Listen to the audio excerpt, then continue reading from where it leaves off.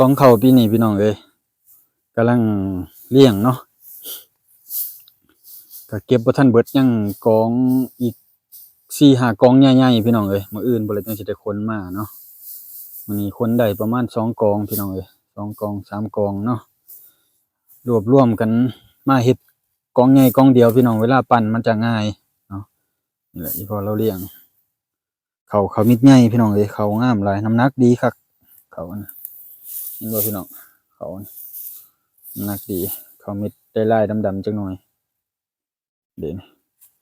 สบายดีสวัสดีครับพ่อแม่พี่น้องสู่ทุกคนทางฝั่งไทยฝั่งลาวเด้อพี่น้องเอ้ยมื้อนี้บ่าวกล้องพี่น้องกำลังสิไปมัดข้าวในกองข้าวปีนี้พี่น้องเอ้ยอันนี้ข้าวมิดน้อยได้บ่หลายดอกพี่น้องเอ้ยข้าวมิดรีบหลายปีนี้นะจักสิได้จักสอบบ่าวกล้องตีได้ประมาณ20กว่าสอบเนาะข้าวกินข้าวมิดน้อยพี่น้องเอ้ยปีนี้คือว่ารูปหลายเนาะหลายๆคนหลายๆร้านเนาะที่บ่าวกล้องไปปั่นปีนี้น่ะบ่ค่อยได้พี่น้องอันบางคนน่ะได้ปีก่อนน่ะได้40-50สอบนะแต่มาสีปีนี้ได้30ได้20กว่าก็มีโอ้เขาเจ้าว่าตายรูปเบิดปีนี้เนาะพี่น้องบางคนเพิ่นว่าโอ้ยบ่กล้องก็จักสิว่าจังไดเนาะรถปั่นเฮาก็คือว่าเฮาก็ปั่นเข้ามิดรีบออกเนาะเข้ามิดรีบออกเพราะว่าปีนี้น่ะอันเข้าเขาเจ้ามันเข้ามิดรีบหลายพี่น้องเอ้ยเข้ามิดรีบหลายมันเลยแบบ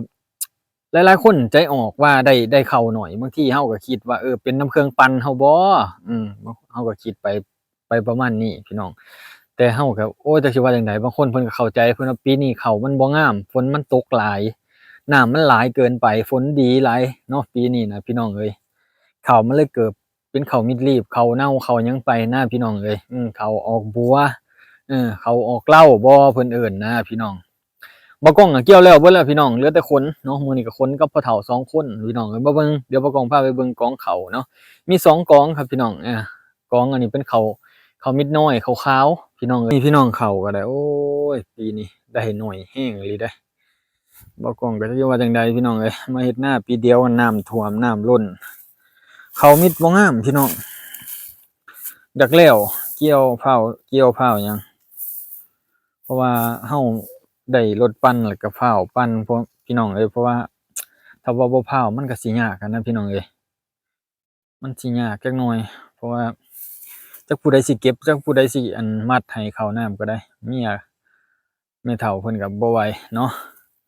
บ่กล้องก็สิไปมัดเข้าพี่น้องเอ้ยแล้วก็ไปเบิ่งเข้าอีกกองนึงพี่น้องเป็นเข้ากองมิดใหญ่เข้ามิดใหญ่เข้ามิดสีดำๆจักหน่อยพี่น้องตัวนี้เข้าราคาดีน้ำหนักดีเข้านะบ่ฮู้ว่าทางไทยเพิ่นพากันเอิ้นเข้าอีหยังเนาะบ่กล้องก็บ่จักคือกันนี่พี่น้องเขานี่นักเขานี่พ่อเฒ่าเพิ่นไปขนคนเดียวแล้ว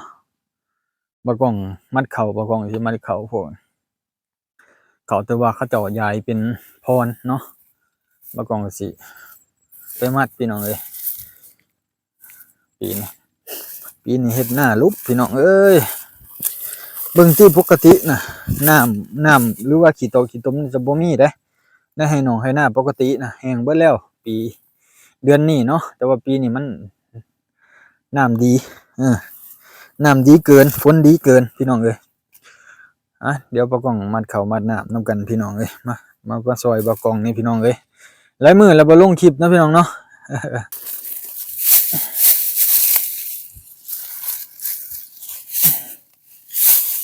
ส่วนหน่อยเนาะพี่น้องเนาะจะได้เห็น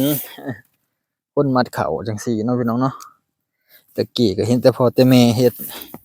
บัดตอนนี้มาฮอดรุ่นบ่กล้องแล้วก็ได้เฮ็ดคือพ่อคือแม่เพิ่นพาเฮ็ดนั่นแหละพี่น้องบ่กล้องก็ได้กี่ก็มัดบ่เป็นดอกขอเฮียนไปว่าแต่ก่อนบ่กล้องออกเฮียนเนาะส่วนมากจะไปเฮ็ดงานไทยนี่แหละไปเฮ็ดเวียกเฮ็ดงานไทยพี่น้องเอ้ยบัดตอนนี้ได้ครอบได้ครัวก็เฮ็ดได้สร้างอยู่บ้านพี่น้องเอ้ยนี่แหละมาเป็นเจ้าไร่เจ้านาแต่ก่อนก็เฮาไปเป็นลูกจ้างเพิ่นปีนี้เฮาก็มาเฮ็ดอยู่บ้านเฮาเมืองเฮาพี่น้องเอ้ยอันไหนเฮ็ดได้ก็เฮ็ดไปปึ๊บมัดเข่าก็ประมาณนี้พี่น้องเอ้ย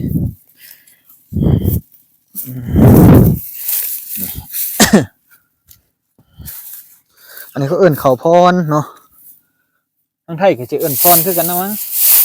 เอาของโอจักคือกันแต่ก่อนไปเกี่ยวเขาบ้านนอกนะเกี่ยวเขาบ้านนอกแถวอุบลนั่นแหละพี่น้องเอ้ยแถวอุบลแถวอำเภอตะกอกตะการแถวหนองคูหลอกคูรุนี่แหละไปตะกี้ก็ได้แถวไซนุมานไปเบิดแต่ก่อนพี่น้องเอ้ยเกี่ยวเขาเกี่ยวน้ำรับจ้างเพิ่นอันใดบ่เคยเฮ็ดก็ได้เฮ็ดพี่น้องเอ้ยเป็นลูกเจ้าให้เจ้าหน้าเจ้าโสแล้วเอารวบๆเข้ากันแล้วก็เอาตอกเกี่ยวพี่น้องบางคนก็เอารอบเดียวบางคนก็เอา2รอบแต่บ่ต้องเอา2รอบเพื่ออันยุกย่ออย่ามันหลุดอย่ามันหล่นพี่น้องเอ้ยเขาอันนี้อยากหลุดหล่นไว้พี่น้องเขาเม็ดน้อยเขาขาวเมื่อเช้านี่ก็ออกงานพี่น้องเอ้ยออกงานปั้นเข่าประมาณ30กว่าสอบนี่แหละ40เนาะ40กว่าสอบพี่น้องเอ้ยแต่ก่อนเขาจะว่าโอ้ยปีก่อนได้หลายปีนี้คือได้หน่อยเถิดว่าปีก่อนนี่ได้ได้50กว่ามาโตมาปีนี้ได้40สอบลุบ10กว่าสอบเพราะว่าโอ้ยจักเจจังได๋ได้ทางนี้ก็ได้บ่กล้องก็บ่จักนำเนาะฝนตกหลายก็เขาไม่รีบหลายเพิ่นว่า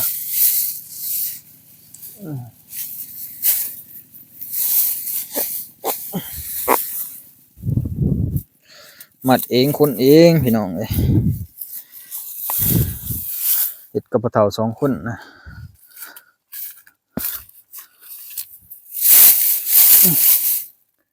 เฮ็ดมัดใหญ่แล้วก็นักเจ้าของพี่น้อง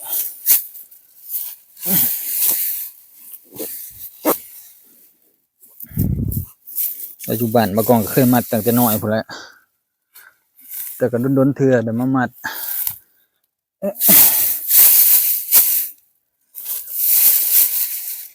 คันเฮ็ดเรื่อยเฮ็ดกูปีมันก็สิ้นมือมันก็ธรรมดาถือว่าบ่หนักเนาะพี่น้องเนาะเฮ็ดไปเรื่อยๆร่างกายเฮาปรับสภาพไปตามแรงงานที่เฮาออกไปเนาะพ่อเฒ่าเพิ่นก็ไปอันขนเข้าคนเดียวพี่น้องเอ้ยไปขนเข้ามิดใหญ่บ่กล้องก็มัดเข้าคนเดียวเนาะมัดพุ่นแหละพี่น้องเป็นเข้ามิดน้อยเหลือประมาณ4-5ให้นี่แหละโอ้ยร้อนหลายพี่น้องสิตกก็บ่ตกฝนก็ได้เป็นมืดครึ้มอยู่สภาพอากาศก็โอ้จักแนวใดร้อนๆหนาวๆพี่น้องเอ้ยยามกลางคืนนี่ก็ร้อนๆหนาวๆสิหนาวเลยก็บ่หนาวสิร้อนเลยก็บ่ร้อนเป็นแบบอากาศแบบมันบ่เป็นตาอยู่พี่น้องเอ้ยนี่แหละบรรยากาศอยู่บ้านเฮาพี่น้องเอ้ยยามเกี่ยวข้าวเกี่ยวน้ำก็ปลายฝนต้นหนาวเนาะพี่น้องเนาะก็สิมีฝนปล่อยๆแหน่จักหน่อยนี่แหละมีหนาวแหน่จักหน่อยนี่ก็เป็นไหนาตะกร้าบ่กล้องพี่น้องบ่แม่นของบ่กล้องของพ่อเฒ่าของพ่อเฒ่าแม่เฒ่าเนาะก็เฮามาเบิ่งเฮามาดูแลเอาก็สำของเฮาแหละพี่น้องเนาะเฮ็ดเอาสร้างเอาพี่น้องเอ้ยเขาเจ้าให้เฮ็ดแล้วก็เฮ็ดเอาพี่น้องเอ้ยก็เฮาคนบ่มีเนาะพี่น้องเนาะมาปั้นมาแต่งเอามาปั้นมาแต่งเอานะพี่น้องเนาะเขาเจ้ามอบให้เขาเจ้าให้เฮ็ดเลยเฮ็ดเอาเฮาก็ได้พี่น้องเอ้ยเกี่ยวแล้วเบิดสุให้แล้วพี่น้องเหลือให้หน้าบ้าน2ให้เนาะเมื่อวานเขาก็ปล่อยควายกินโอ้ยจะแม่นเป็นตาอยากหายคักจักสิว่าจังไดพี่น้องทั้งควายทั้งไก่เอ้าบ่เป็นหยังเนาะพี่น้องเนาะปีหน้าจังว่าแก้ใหม่ปีนี้ข้าวก็บ่งามเนาะข้าวมิดน้อยมิดใหญ่ก็ได้ก็เฮ็ดพอกินแล้วก็รถปั่นแล้วคิดไปใส่รถปั่นเนาะพี่น้องเนาะรถปั่นก็ได้บ่หลายเนาะปีนี้ก็ได้บ่กล้องกำลังได้ล้านใหญ่ๆประมาณ 2-3 ล้านหรือว่าหั่นก็ไปปั่นจองเอาปั่นจองเอาบอนละ2-3 สอบ4 สอบบางคนเขาเบิดกินเขาเอาไปปั่นเอานะพี่น้องเอ้ยจังเบิ่งนำกันพี่น้องเอ้ยนะกองข้าวปีนี้พี่น้องเอ้ยกำลังเลี้ยงเนาะก็เก็บบ่ทันเบิดยังกองอีก4-5 กองใหญ่ๆพี่น้องเอ้ยมื้ออื่นบ่เลยจังสิได้ขนมาเนาะมื้อนี้ขนได้ประมาณ2 กองพี่น้องเอ้ย2 กอง 3 กองเนาะรวบรวมกันมาเฮ็ดกองใหญ่กองเดียวพี่น้องเวลาปั่นมันจะง่ายเนาะนี่แหละที่พอเราเลี้ยงเขามิดใหญ่พี่น้องเอ้ยเขางามหลายน้ำหนักดีคักเขานะเห็นบ่พี่น้องเขาน้ำหนักดีเขามิดได้ลายดำๆจังหน่อยเด่น นี่แหละพี่น้องเอ้ยบรรยากาศบ้านเฮาก็ได้มีหลายๆคนก็เริ่มแล้วเลยเนาะแต่ว่าบางคนก็ท่ารถปั่นเข้าบ่ได้บางคนก็ได้แต่ก็ค่อยๆทยอยไปเลยพี่น้องเอ้ยฝนก็ทำท่าสิตกเนาะแต่มันก็บ่ตกบ่แห้งดอกพี่น้องมันตกลิ่นๆได้เข้าพี่น้องเอ้ยปีนี้แต่ว่าบ่ถึงเป้าปานใดแต่ก็สิบ่ขาดปานใดเนาะพี่น้องเนาะมันก็ตามฟ้าตามฝนปีนี้ฟ้าฝนดีเกินไปเนาะเฮ็ดให้ข้าวหมากรีบหมากบ่ตรงปานใดกองข้าวพี่น้องเอ้ยเฮ็ดเป็นกองแบบนี้เคยเห็นตอนยังน้อยแล่นเล่นได้แต่กี้พี่น้องเอ้ยกองข้าวนี่กองข้าวอีก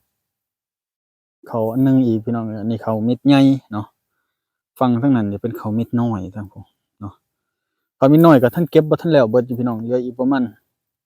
2รถเนาะประมาณ2รถเนี่ยเนาะข้าวเม็ดน้อย2รถก็มีอีกอยู่ในบ้านอีก2ไร่พี่น้องเอ้ยในหั้นก็สิบ่เกิน2สอบ2สอบ3สอบนี่แหละพี่น้องทางนั้นบ่เกิน2สอบ3สอบเด้อพี่น้องเอ้ยอันนี้ก็เฮ็ดเบิดมื้อพู้นแหละพี่น้องเอ้ยแต่ว่าช่วงเช้าไปปั่นข้าวให้เพิ่นเนาะปั่นข้าวให้แต่บ้านเขาเจ้าได้ประมาณ3-40สอบนี่แหละพี่น้องเอ้ย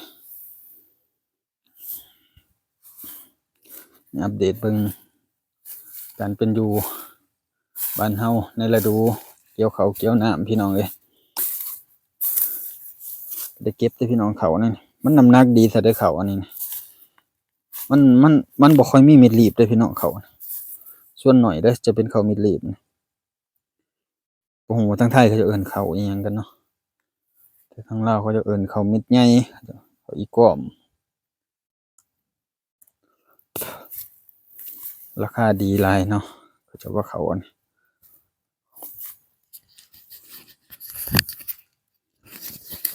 แต่ว่าเขาเจ้าบ่ทันซื้อหลายเด้อพี่น้องเอ้ยบ่ทันพากันเกี่ยวแล้วเบิดถ้าเกี่ยวแล้วเบิดไข่แน่อยู่เขาจะเปิดราคาแล้วก็ซื้อเลยในราคาที่เต็มเนาะก็เลยตอมขึ้นเทิงมาเป็นข้าวที่มีน้ำหนักหลายพี่น้องยังกองอีกกองใหญ่ๆเลยพี่น้องเอ้ยถ้าว่าแล้วนี่ผู้ละกองคือสิท่วมหัวพี่น้องเอ้ยท่วมหัวพู้นแหละกองนี่เนาะปั่นก็เกือบเบิดมื้อพู้นแหละพี่น้องถ้าคนบ่หลายเนาะก็สิหาไทบ้านนี่แหละพี่น้องหมู่คู่เนาะมาซอยกันเพิ่นมาซอยเฮาก็ไปซอยเพิ่นพี่น้องเพราะว่าเป็นประเพณีหาแห้งลงแขกซอยกันนี่พี่น้องทางนี้ยังมีเนาะพี่น้องเนาะถือว่าคนทุกข์คนยากเนาะก็สามารถไปเอาแห้งมาซอยกันได้พี่น้องแลกเปลี่ยนกันบ่ถือว่ารวยถือว่าจนพี่น้องเวลาเฮ็ดอันให้เฮ็ดนาเนาะเวลาดำให้ดำนาเขาเจ้าก็ไปเอาเอาแห้งกันเนาะบ่ตีว่าทุกข์ว่าจนพี่น้องเอ้ยคือทางนะเขาเจ้าก็เฮ็ดหาหาแห้งกันพี่น้องเอ้ยเฮ็ด2เท่าเท่านั้นก็ได้เนาะผู้ใดก็นี่แหละพี่น้องรายได้หลักก็ได้ของชาวบ้านก็ขายข้าวขายน้ำขายมันนี่แหละพี่น้องอันนี้ข้าวก็โอ้ย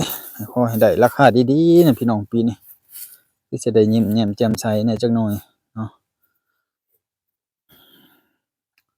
5 โมงพอดีพี่น้องเอ้ยตอนนี้เนาะนี่พอแล้วก็ตัดเลาะเล็มหญ้ามันหญ้าน้ำพี่น้องเอ้ยหญ้าน้ำเนาะเมียประกอบก็ไปเอากล้วยเลยเนาะสิมื้อแล้วทางนั้นก็ได้เนาะพากันเลิกประกอบก็สิได้มื้อเลยพี่น้องเอ้ยเมื่อยแรงคือกันมื้อนี้ก็ได้เนาะพี่น้องเนาะตั้งแต่เช้าเนาะว่าบุกบืนเอาพี่น้องช่วงนี้อึ๊บบุกบืนเอาผู้ใดก็ได้ช่วงนี้คือช่วงฤดูเก็บเกี่ยว